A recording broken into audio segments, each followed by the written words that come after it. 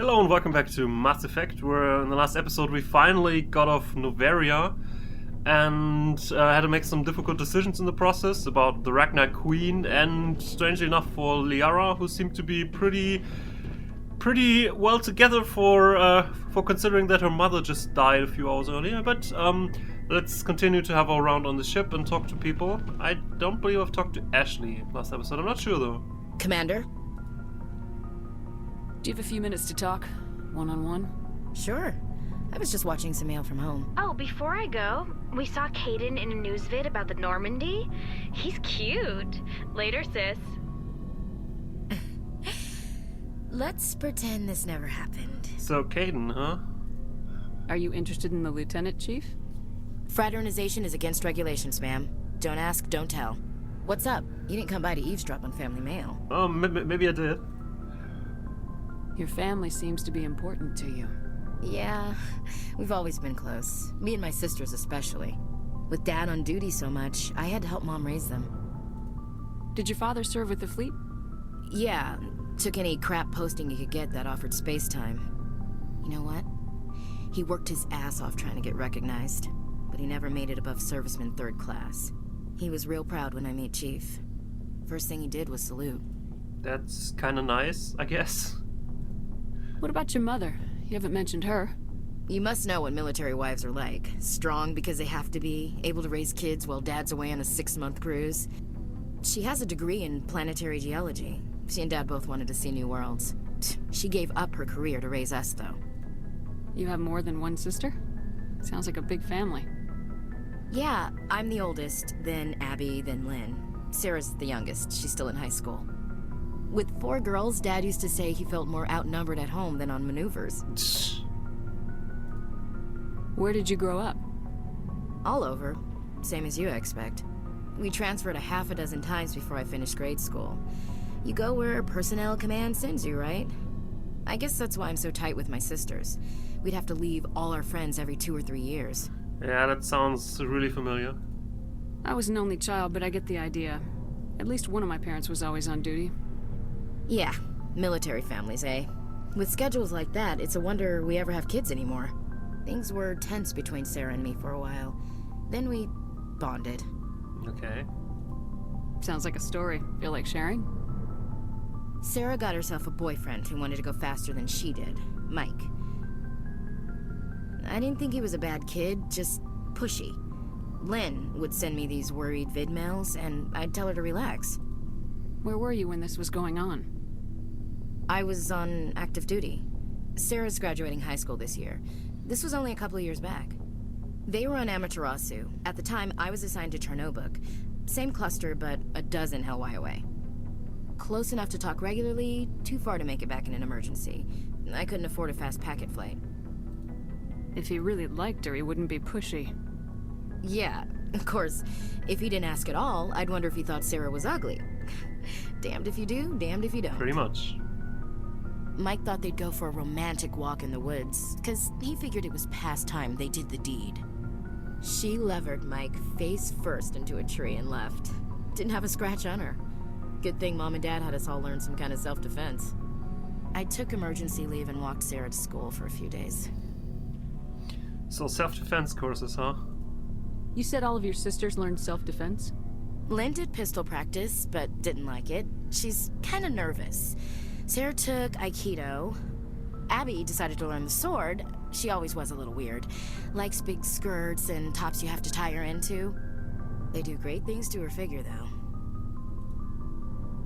So, what did you learn? One of Dad's friends taught me Marine hand-to-hand. Okay. You traveled all the way home to walk your sister to school. It was only a dozen light years, like a day's cruise. It's not like I was going to Earth or something. My last day out, Mike was waiting for us. Sarah had told her friends, so everyone at school knew what he did.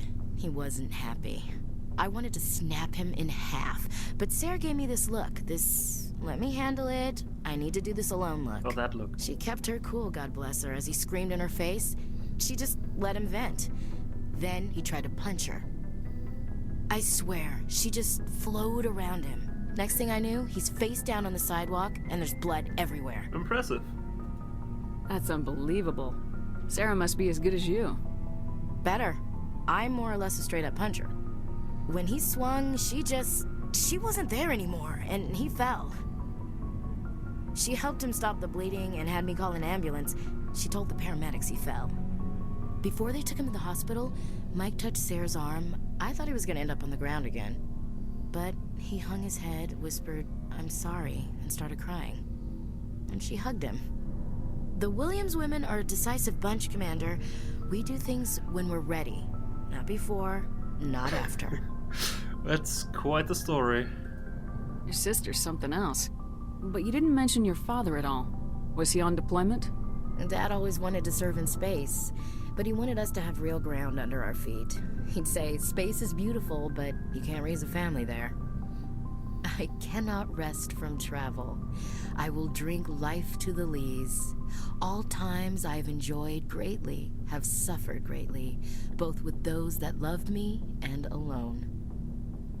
For always roaming with a hungry heart, much have I seen and known, cities of men and manners, climates, councils, governments.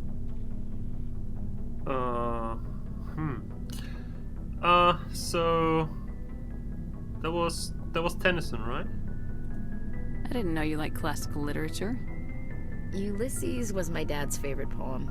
Every time he shipped out, he recorded me reading it. He had a dozen versions when he retired. Does he still like it? I sure hope so. I read it to his grave every time I go home. Dad passed on a few years back. He's probably still watching, though. You mean from wherever we go after death? Dead on, Skipper. He's with God now. That's not a problem with you, is it? That I believe in God? No, it's not a problem unless you try to impose it on someone else. I have no problems with whatever you believe. Everyone has the right to believe what they want. Says so in the Alliance Charter, only with fancier words. I'm glad you're open-minded about it. I've met a few people who are really weirded out by my faith. Because I work in space, I can't believe in a higher power? Jeez. Hello, have you people looked out the window? How can you look at this galaxy and not believe in something? I should get back to my duties. Didn't mean to take up so much of your time. Fair enough. Bye. Dismissed, Chief. Ma'am. All right, that was that was quite an interesting talk and a longer talk than I expected. Rex, you also got something to say? What do you want, Shepard? Why did you become a mercenary? Lots of reasons. Like? Such as? Such as, I needed to get out of our system. I needed to eat. I needed to survive. Why not stay and help your people? I tried to help. That's why I had to leave. Really? What happened? I was betrayed. I was head of a small tribe. We were trying to restore order after the war, but the other tribes were against us. They followed Jared, one of the few warlords who survived the war with the Turians. But he was old, and so were his ideas. He wanted to continue the war. He wanted us to fight. Turians, Solarians, each other. It didn't matter who, as long as we were fighting. And you didn't want to fight for no reason? What did you want? I just wanted Jared to shut up, to stop his ranting. I wanted him to stop leading the tribes astray. But he couldn't understand how much things had changed. We didn't have the numbers to go to war.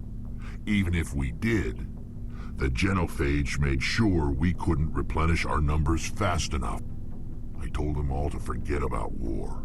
We needed to focus on breeding, at least for one generation. And for a while, we were getting through. Some of the tribes started coming around. But I have the feeling something happened with Jared. I take it the warlord didn't appreciate that. No, he didn't. He arranged a crush with the tribes, a meeting on neutral ground. He wanted to talk. We met at the Hollows, near the graves of our ancestors. The skulls of our dead laid bare to remind us where we come from and where we all go. It's as sacred as any Krogan place can be. Violence is forbidden. But you went anyway. Sounds like a trap to me. You must have suspected as much. I did. But when your father invites you to a crush, well, there are some laws that even we hold sacred. Oh. Jared was your father? He was. Until that day. We talked, but we didn't get anywhere. When it was clear that I wouldn't join him, he gave the signal. His men leapt from the graves of our ancestors like Krogan undead. The few that were loyal to me died quickly. I escaped with my life, but not before I sank my dagger deep into my father's chest. That is why I left, and that's why I'll never go back. Interesting. So tell me more about your family. You must have family other than your father. Don't you miss them? You trying to make me cry, Shepard? Well, that would be fun. I've got some unfinished business with my family, but that's all. Alright. What kind of business? Before I left, I made an oath to my father's father. I swore to recover my family's battle armor. It was taken from him after the uprising. Alright. What's so important about this armor? It's a relic. Useless, really. But it was worn by 5 generations of my family before the war. It's rightfully mine. Originally, it was taken by the Turian military. We weren't allowed armor or weapons after the war. Now, it's in the hands of Ton Actus, a Turian scum who collects relics from the war. He's made millions selling Krogan artifacts that were stolen from my people. He's got several bases where he stores his goods, all fortified and guarded. I just don't know which base has my family's armor. Well, give me the coordinates and we can go out and look for it. Just tell me where to start looking. I'll upload the data to your nav system. But Commander, I want to be there when you find him. Deal. I think we already talked to him about the genophage and extinction, so it's good. So long, Rex. Shepard. Rex. Alright, so now it's just Tali left, I think. Tali? What's up? Shepard, I'm glad you're here. Sounds like you're feeling better. Good to see you smiling again, so to speak. I'm sleeping much better now. I guess I'm getting used to how quiet your ship is. I still think a lot about my pilgrimage, though. I know Steren's our top priority, but with all the worlds we go to, I was hoping to find something to bring back to the flotilla. I'm pretty sure we'll find something. We've still got a long way to go. You'll find something to take back. Yes, but it cannot just be some derelict ship my people can use for salvage. It has to be more than that. There's a lot expected of me. Because you're an admiral's daughter, or why? What's so special about you? It's my father. He's the senior member of the Admiralty Board. He's one of only 5 people who can overrule the decisions of the Conclave for the good of the migrant fleet. My father is responsible for the lives of 17 million people. Our entire race is in his hands, and I'm his only child. So are you some kind of heir to the Quarian throne or something? No, it doesn't work that way. My father's position isn't hereditary. I'll probably never serve on the Admiralty Board myself. Oh, we'll see about that. Officially, I'm just the same as any other citizen. But it doesn't work that way in practice. People have always treated me differently because of who my father is. You must get all kinds of special privileges. I probably had it easier than most growing up, but it's not all good. People like my father have enemies, and they're not above using me to get to him. That must be tough on you. My people place a high value on family and ancestry. There's an unspoken expectation that I'll live up to my father's example. Everyone's waiting for me to do something great on my pilgrimage. Something that will forever change our lives for the better. If I don't, it's like I failed, and that reflects badly on both me and my father. Well, I think saving the galaxy is pretty good, right? The work you're doing here is more important than anything any Quarian's ever done before. Yes, I know. But you have to understand Quarian culture. We're a very insular society.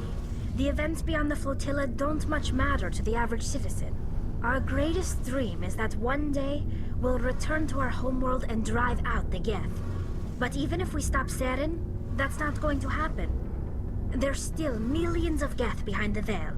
Until they're gone, our exile will continue. So what is it that you hope to find? What would you need to bring back to make everyone happy?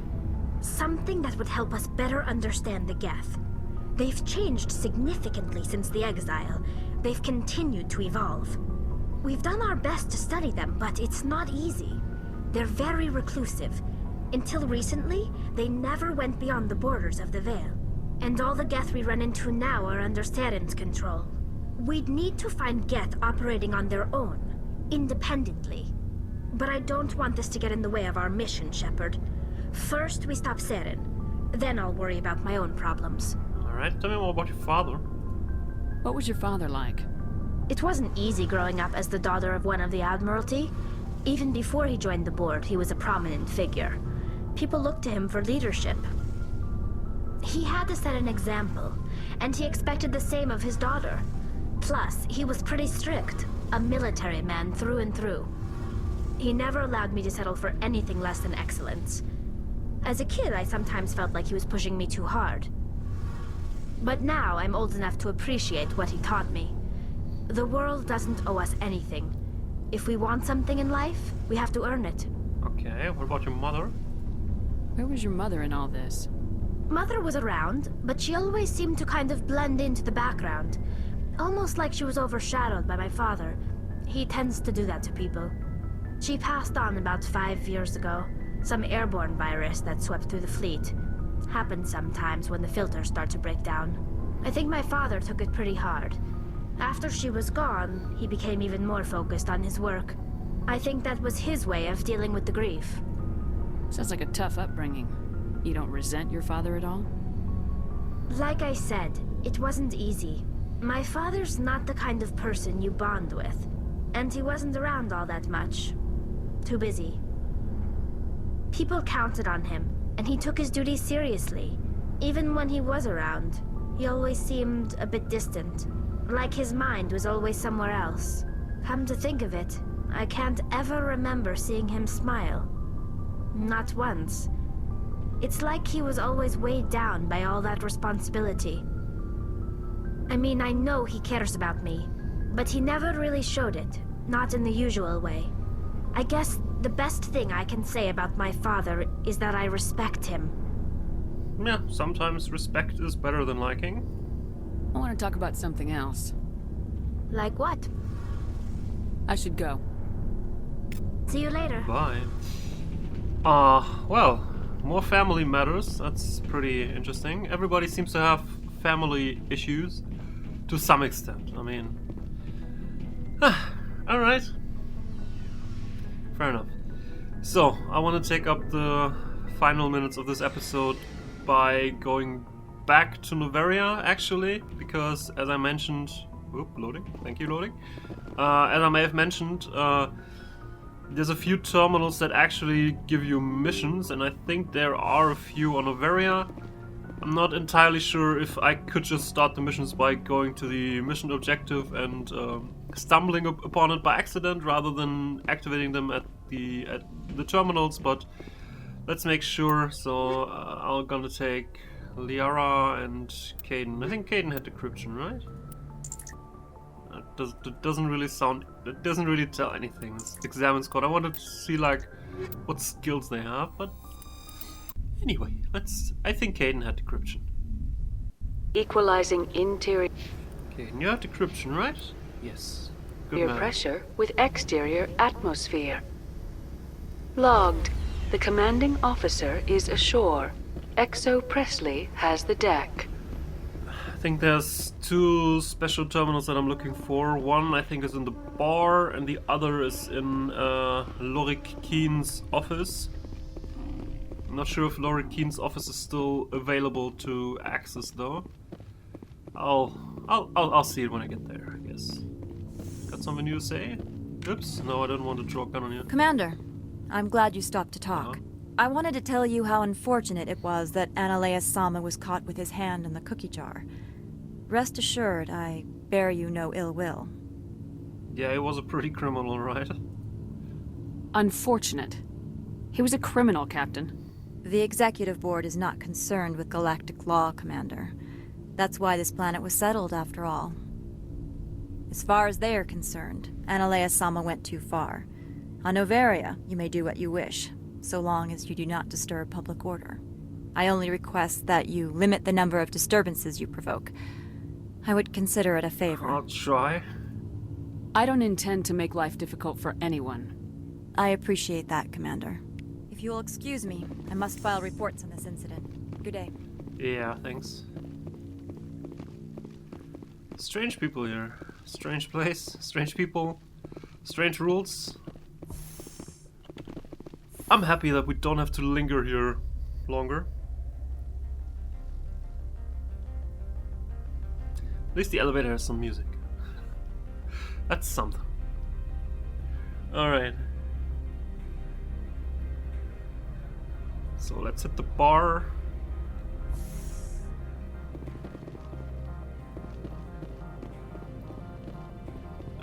No, I need to get down. Over here. And then the bar should be just right over there.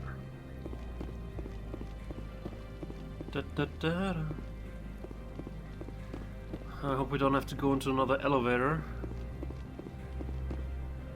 And there's another elevator. Yay!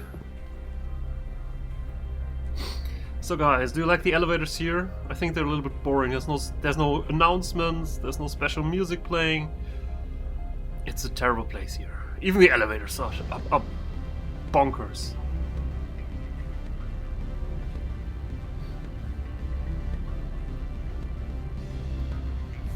Alright.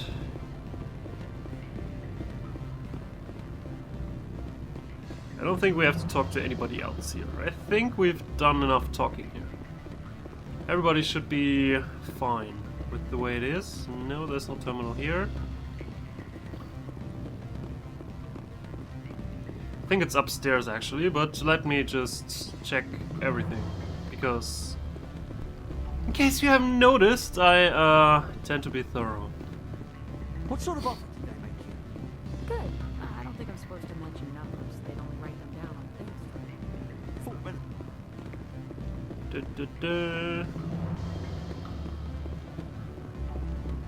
Don't hang up. Elder brother, it's me. I'm on Noveria now. I can't talk long. This call is costing 10 credits a minute.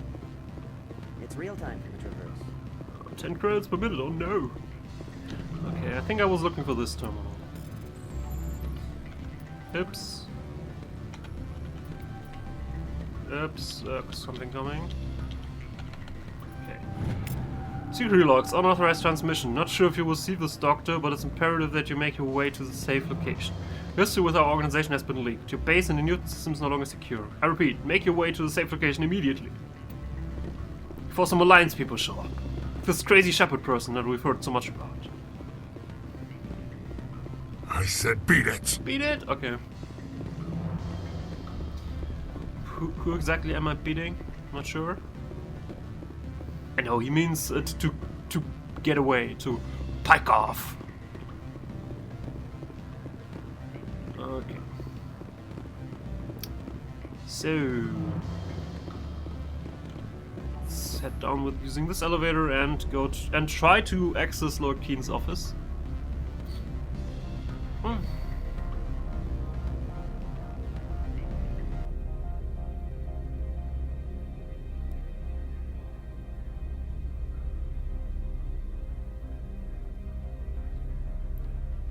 By doing all the talks with our crew, we have started to access a few rounds of personal personal quests, so to say. Like for Garrus, we can find this weird doctor who was selling organs. For Rex, we can try to look for his family armor. For Tally, we can look for some Geth stuff. So, can we still go up here? We can. Hunky dory. So, basically, that's one way of looking of why I did all these talks, other than to give them character, because now I can do some special missions which will make them happy and whatnot. It doesn't really have any meaningful consequence during this game, so it's not sort of like a loyalty mission that we'll get to see in Mass Effect 2, but it's fun nonetheless. So I like fun, so let's do that. No, there's nothing here. It's probably also upstairs. Right, the way I see it, it has to be upstairs. But there's a locked crate that we can access now for some more loot. Hello, loot. Oh, it's actually not bad, the Ursa armor, I think. I think Rex also already has an even better armor, right? Not sure though. I might check. Oops. That wasn't fast enough. No, that's also not fast enough. Can't really get through here. No, I don't think I'm gonna get that. Nope. And it was an easy one. Just, well. Let's take it. I got enough Omnigel to do this for a while. But normally you should be able to do the easy ones. I mean, with the mediums, it's a kind of a toss-up whether they make it or not. The hard ones are actually pretty hard. But the easy ones you should normally be able to do. But I don't know what was going on there. I think I was trying to get through there before all these notes came up, and then well, wasn't there something here? Huh. Thought there was something here. Alright, this is just a wall safe. I thought there was a terminal for a mission here somewhere. Oops. No. Darn. No! Ah, too far. Damn it. Strange. I thought there was a terminal here somewhere. I may have to look that up, I'm not sure. There's also a door over there that I couldn't access. Maybe it's in there actually.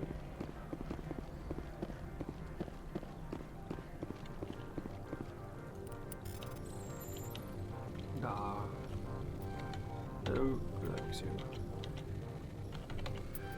Alright, open. Huh. Fun. Medical kit and another wall safe. No terminal though. Huh. Weird. I really thought there was a terminal here somewhere. Not sure. I'm gonna look that up again. So I'm gonna end up this episode right here. I'll see you guys back on board of the Normandy because it's just going down elevators again, and it's not that fun here on the Varia. So I think I'll be fine with just skipping that. The next episode we'll find ourselves back on board of the Normandy, and then we'll head out and do some exploration stuff. So I'll see you next time. Have a good one.